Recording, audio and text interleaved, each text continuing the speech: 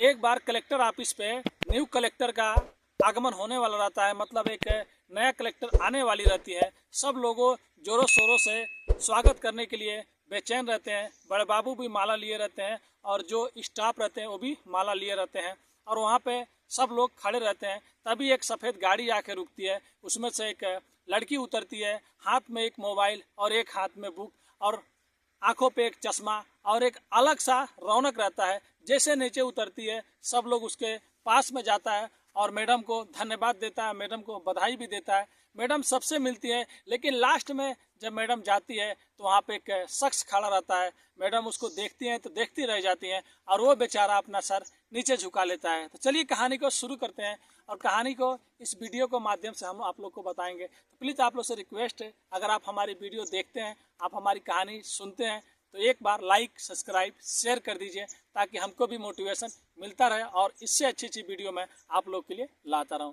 होता यह है कि 4 साल पहले उत्तर प्रदेश में एक लड़का जो पढ़ने में बहुत अच्छा खासा रहता है और उसके घर में सब कोई अच्छा खासा रहता है और सब लोग बोलता है कि तुम शादी कर लो। उस लड़के का नाम विनय रहता है। विनय बोलता था कि मैं अभी शादी नहीं करूँगा, अभी शादी नहीं करूँगा। फिर विनय पढ़ के ग्रेजुएशन भी पास कर लेता है। फिर घर वाले जब बोलते हैं कि अब तो शादी कर लो, अब किस चीज़ का तुमको प्रॉब्लम है, अब तो तुम अच्छे खासे पढ़ लिख भी हो, तुमको कुछ जॉब भी मिल जाएगा। फिर विनय बोलता है ठीक है, मैं ज़रूर शादी करूँगा। फिर घर वाले लड़की देखना शुरू कर देते हैं और कुछ महीनों में एक बहुत सी अच्छी लड़की मिल जाती है जिसका नाम ऋचा रहता है। विनय भी ऋचा को पसंद करता है और ऋचा भी विनय को पसंद करती है। एक दूसरे को ये लोग देखते हैं, फिर बाद में इन दोनों का शादी हो जाता है और इत्तेफाक से ऋचा का भी ग्रेजुएशन हो चुका रहता है और ऋचा अपने मन में बस एक ही चीज़ सोची रहती है कि मैं भी पढ़ूंगी आगे, अगर नहीं भी पढ़ूंगी तो कोई बात नहीं, बस मेरा जो हस्बैंड है, जो मेरा मतलब साथी है, वो पढ़ के कुछ बन जाए। फिर बहुत अच्छे से ऋचा और विनय एक साथ रहने लगते हैं। घर वाले भी उन लोगों का बहुत सपोर्ट करते थे और विनय अपने पढ़ाई के लिए कोटा भी जाता था, यानी राजस्थान जाके पढ़ाई करता था। फिर वहाँ से वो आता था और ये बेचारी ऋचा अब अपने सपने को मार दी थी, मतलब आगे मेरे को नहीं पढ़ना है। सबका ख्याल रखती थी, घर में सबको देखती थी, विनय का भी ख्याल रखती थी। ऐसे कर करके 2 साल बीत जाता है।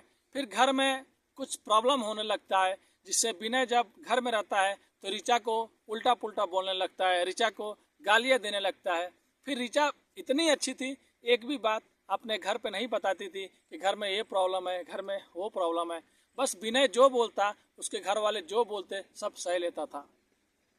इत्तेफाक से एक दिन विनय के घर पे एक डाक वाला आया और एक लेटर निकाला। वहाँ पे ऋचा भी थी और वहाँ पे विनय भी था।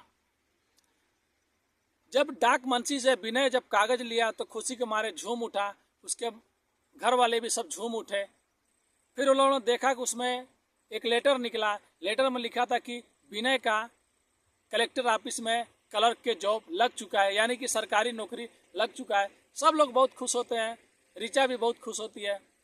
लेकिन उसके घर वाले बाद में थोड़ा अलग टाइप के हो जाते हैं, उन लोग के दिमाग में थोड़ा अलग टाइप का कुछ घुस जाता है। वो लोग ये सोचते हैं कि अब मैं ऋचा से हम लोग पीछा छुड़ा लेंगे, अब तो मेरे बेटे का कलेक्टर ऑफिस में बड़े ओहदे पे क्लर्क का जॉब मिल गया है। और ऋचा से थोड़ा बहुत प्रॉब्लम इन लोग का होता रहता था, लेकिन बेचारी ऋचा इन लोग को नहीं कुछ भी बोलती थी, कुछ भी नहीं, बस सह लेती थी कि चलो जो मर्जी में आए, जो ऊपर वाले ने लिख दिया वो लिख दिया। बहुत अच्छे से ऋचा रहती थी। लेकिन एक दिन ऐसा आ जाता है जब विनय भी अपने घर वालों के ओर से बोलता है और ऋचा को बोलता है कि तुम्हारी औकात कुछ नहीं है, तुमको हम लोग एक गरीब घर से शादी करके तुमको यहाँ पे लेके आया, तुम्हारी क्या औकात है। फिर ऋचा उस टाइम रोने लगती है, लेकिन ऋचा फिर भी जवाब नहीं देती है। ऐसे ऐसे 1-2 महीने और बीत जाते हैं। फिर बात इतना बढ़ जाता है कि ऋचा को वो लोग खाना भी देना, पानी भी देना बंद कर देते हैं। इधर विनय रहता है, विनय अपने जॉब पे जा चुका रहता है। विनय को भी नहीं मालूम कि इसके पीठ के पीछे उसके घर वाले ऋचा के साथ में क्या कर रहे हैं। लेकिन ऋचा सब सहती रहती है। जब विनय आता है तो विनय से ऋचा बोलती है कि देखो तुम्हारे घर वाले खाना भी नहीं देते, गालियाँ देते हैं, तुम्हारी बहन है ऐसी है, उसे बोलती है। विनय भी ऋचा का बात नहीं सुनता है, अपने घर वालों का बात सुनता है और ऋचा को बोलता है कि तुम मेरे घर से निकल जाओ। तुम जब तक मेरे घर में रहोगी तब तक झगड़ा होता रहेगा और ऐसे ऐसे ही प्रॉब्लम होता रहेगा। फिर ऋचा भी बहुत हाथ जोड़ती है, बहुत गिड़गिड़ाती है। विनय एक भी नहीं सुनता है। विनय बोलता है कि तुम हमारे बराबर की नहीं हो, अब मैं अच्छा जॉब कर रहा हूँ, मेरे को 1000 लड़कियाँ मिल जाएगी, मैं तुमसे तलाक ले लूँगा और तुम यहाँ से चले जाओ।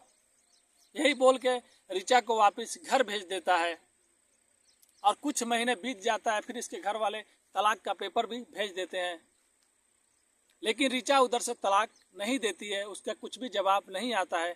फिर इधर विनय भी अपना अच्छे से जॉब कर रहा है और इधर घर वाले भी अच्छे से खुशी से रह रहे हैं। घर वाले ये सोच रहे होते हैं कि विनय का 1-2 साल में हम लोग कहीं अच्छी जगह पे शादी कर देंगे और ऋचा से कैसे भी पीछा छुड़ा लेंगे। ऋचा एक गरीब घर से थी, उसके माँ बाप थे बेचारे मजदूर थे, एक छोटा भाई था। फिर भी ऋचा अपने घर पे जाती है और मजदूरी करने लगती है, गांव में काम करने लगती है और फिर मन में बनाती है, ठान लेती है कि मैं भी कुछ करूंगी और दिखाऊंगी कि महिलाएं भी, लड़कियां भी किसी से कम नहीं है, किसी लड़के से कम नहीं है। लड़कियां भी किसी के पैरों के नीचे दबी रहने के लिए नहीं बनी है, बराबर में बराबर चलने के लिए बनी है। और ठीक 2 साल बीतता है। फिर अचानक कलेक्टर ऑफिस में यही ऋचा कलेक्टर बन के और उसी जिले में जाती है जहाँ पे उसका ससुराल था, जहाँ पे उसकी शादी हुई रहती है। जब पहली बार कलेक्टर बन के जब ऋचा पहली बार पोस्टिंग होता है, जब सफ़ेद कार में से हाथ में मोबाइल, एक हाथ में बुक और आँख पे चश्मा लगाए हुए जब उतरती है तो सारे लोग दौड़ के आते हैं। और वहाँ पे जो साइड में एक आदमी खड़ा रहता है वो कोई और नहीं, ऋचा का पति विनय रहता है, जो क्लर्क का जॉब करता था। वो भी हार लेके खड़ा रहता है। लेकिन जब वो देखता है कि सामने कलेक्टर साहिबा उतर रही हैं, वो कोई और नहीं ऋचा है, तो इसको पैरों तले से ज़मीन खिसक जाता है, इसका सर ज़मीन पे झुक जाता है, इसका सर उठता ही नहीं है कलेक्टर साहिबा के सामने। सब लोगों से मिलजुल के जब कलेक्टर साहिबा उसके सामने आती हैं तो बड़े बाबू बोलते हैं कि विनय, विनय 2 बार बोलते, तब विनय अपना ऊपर उठाता है, अपना परिचय देता है, मेरा नाम विनय है, मैं यहाँ पे क्लर्क का जॉब पे, मतलब ये चीज़ पे मैं स्थापित हूँ यहाँ पे। फिर कलेक्टर साहिबा कुछ नहीं बोलती हैं, अंदर चली जाती हैं अपने केबिन में। उसके 1 दिन बाद विनय जॉब पे नहीं आता है। फिर 2 दिन विनय जॉब पे नहीं आता है। कलेक्टर साहिबा को मालूम है कि यही विनय है और विनय को भी मालूम है यही कलेक्टर साहिबा, यही ऋचा है। विनय का घर वहाँ से 50 किलोमीटर दूर था। विनय वहाँ पे क्वार्टर में रहता था। 2 दिन हो जाता है। फिर कलेक्टर साहिबा जो ऋचा रहती हैं वो पूछती हैं बड़े बाबू को बुला के, क्या हुआ, इस कुर्सी पे जो आदमी काम करता है यहाँ पे उसका क्या नाम है। फिर बड़े बाबू बताते हैं कि यहाँ पे जो काम करता है उसका विनय नाम है और मैडम मालूम नहीं क्यों नहीं आ रहा है। फिर जो कलेक्टर साहिबा रहती हैं बोलते हैं कि क्या उन्होंने छुट्टी लिया है या कोई पेपर लिखा है। नहीं मैम, कुछ भी नहीं। तो ऐसे कैसे कोई आदमी मतलब बिना छुट्टी लिए, बिना कुछ भी लिखे रह सकता है, बुलवाइए उनको। फिर बड़ बाबू सूचना देते हैं कि मैडम ऐसे ऐसे बात है और तुम जल्दी आओ। फिर तीसरे दिन विनय वहाँ पे आता है। फिर मैडम बोलती है कि विनय को अंदर बुलाओ। फिर विनय अंदर आता है तो मैडम बोलते हैं कि आप यहाँ पे घर पे जॉब नहीं कर रहे हैं कि आप अपनी मर्जी से आएंगे, अपनी मर्जी से जाएंगे। एक कलेक्टर ऑफिस है, यहाँ के कुछ रूल हैं, यहाँ के कुछ नियम हैं, आपको ये रूल फॉलो करना पड़ेगा, नहीं तो आप घर में बैठ जाओ, ये जॉब छोड़ दो, आपका मान का नहीं है।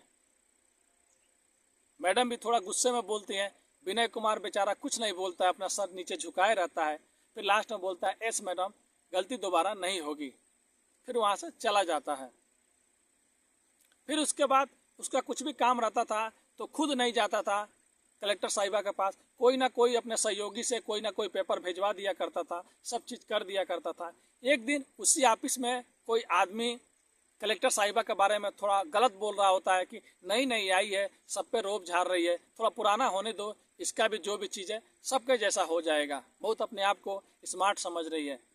विनय कुमार ये सब बातें सुन रहा होता है और उसको अंदर अंदर से गुस्सा आ रहा होता है, क्योंकि विनय कुमार भी समझ गया था कि मैंने कुछ गलतियां किया है, लेकिन बोले तो कैसे बोले। फिर 1 दिन 2 दिन हो जाता है। फिर बाद में बात इतना बढ़ जाता है, जो उसमें का जो ऋचा कुमारी की जो कलेक्टर साहिबा रहती है उनके बारे में थोड़ा बहुत गलत बोलता है। विनय इधर भिड़ जाता है, लड़ाई करने लगता है। अब सब कलेक्टर ऑफिस में हल्ला हो जाता है कि विनय कलेक्टर साहिबा के लिए झगड़ा कर रहा है। फिर वहाँ पे कलेक्टर साहिबा आती हैं, सबको समझाती हैं, फिर विनय को अंदर बुलाती है, बोलती है कि आपको क्या ज़रूरत है झगड़ा करने के लिए, आप लोग एक अच्छे जिम्मेदार पोस्ट पे हैं। फिर विनय कुमार बोलता है कि मैडम जी आपके बारे में वो गलत बोल रहा था, मेरे को सहा नहीं कहा।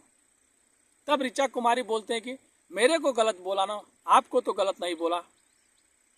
फिर वहाँ पर विनय कुमार थोड़ा तेज बात में बोलता है कि आपको कोई कुछ बोलेगा तो मेरे को देखा नहीं जाएगा, चाहे वो कोई हो। आप रिश्ते को भूल गई हैं, मैं रिश्ते को नहीं भूला हूँ। इतना बात सुनना था, बड़बाबू भी सोच में पड़ जाता है कि ये लोग मैडम जी को क्या क्या बोल रहा है। मैडम जी तो समझ जाते हैं कि आज विनय का थोड़ा बहुत दिमाग खराब है। अंदर से मैडम जी भी कितने भी है तो उसकी पत्नी अभी भी है, क्योंकि तलाक उन लोग का हुआ नहीं था, वो भी थोड़ा नर्वस हो जाती है। अंदर अंदर से वो भी सोचती थी कि विनय से वो भी सोचती थी कि मैं विनय से बात करूं, लेकिन बात करें तो कैसे करें। फिर बाद में 2-3 दिन हो जाता है, विनय नहीं आता है। फिर बड़बाबू से जो ऋचा कलेक्टर साहिबा रहती हैं बोलती हैं क्या हुआ है, ये क्लर्क जो यहाँ पर काम करते नहीं आते हैं। तब बड़बाबू पता लगाते हैं, बोलते हैं कि विनय का बहुत ज़्यादा प्रॉब्लम है, बहुत ज़्यादा तबीयत खराब है, विनय का बहुत ज़्यादा तबीयत खराब है और वो नहीं आ सकता है। अपने रूम में बेचारा पड़ा हुआ है, डॉक्टर जा रहे हैं वहीं पे देख रहे हैं। फिर कलेक्टर साहिबा को देखा नहीं जाता है, बोलते हैं ड्राइवर को गाड़ी निकालो, और विनय कुमार के रूम पे पहुंच जाती है, क्वार्टर पे।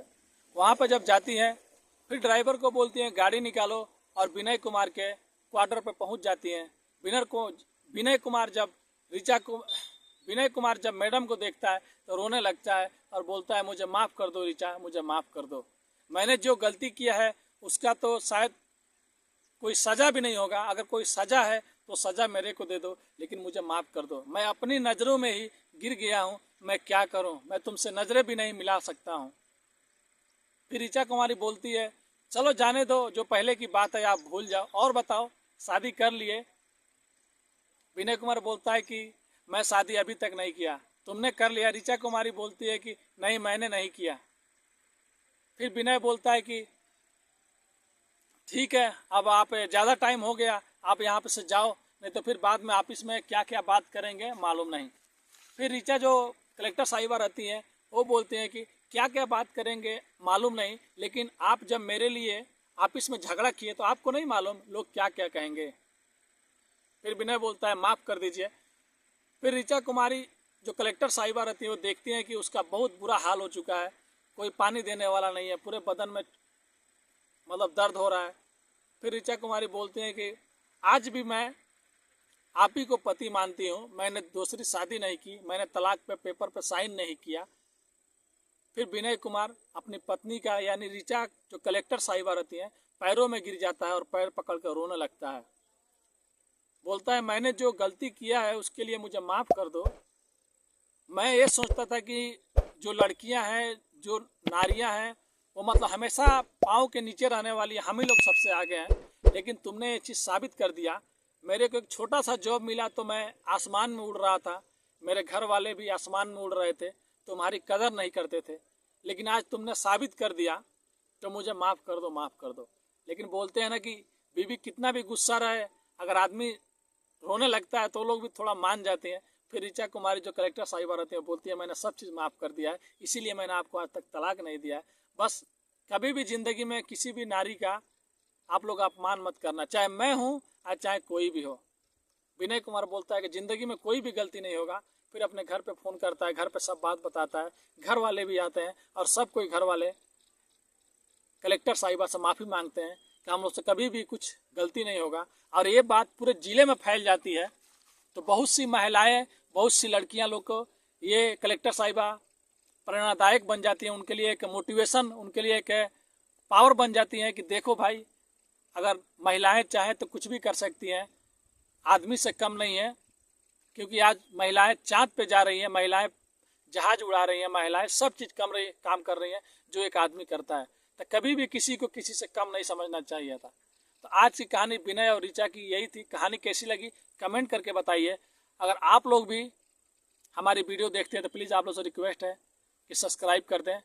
और महिलाएं हो या आदमी हो, सब कोई बराबर है। इसीलिए अपने ज़िंदगी में सबको बराबर समझिए, किसी को छोटा बड़ा मत समझिए। और कुछ गलती हो जाए बोलने में तो प्लीज़ माफ़ कर दीजिएगा। और हमारा मकसद किसी भी धर्म और किसी का भी दिल दुखाना नहीं है, बस लोगों को जागरूक करना और लोगों को सचेत करना है। तो मिलते हैं नेक्स्ट वीडियो में, क्योंकि अभी शाम हो गया है और मैं जॉब करके आया जल्दी जल्दी, तो मैं सोचा जो स्टोरी मैं लिखा हूँ याद है वो स्टोरी आप लोग के लिए मैं लेके आऊँ। प्लीज़ आप लोग से रिक्वेस्ट दोबारा करता हूँ कि चैनल को सब्सक्राइब कर दीजिए, लाइक कर दीजिए ऐसे ही कहानी वीडियो देखने के लिए। मिलते हैं नेक्स्ट वीडियो में कुछ अच्छी कहानियों के साथ। अभी के लिए अलविदा लेते हैं। धन्यवाद।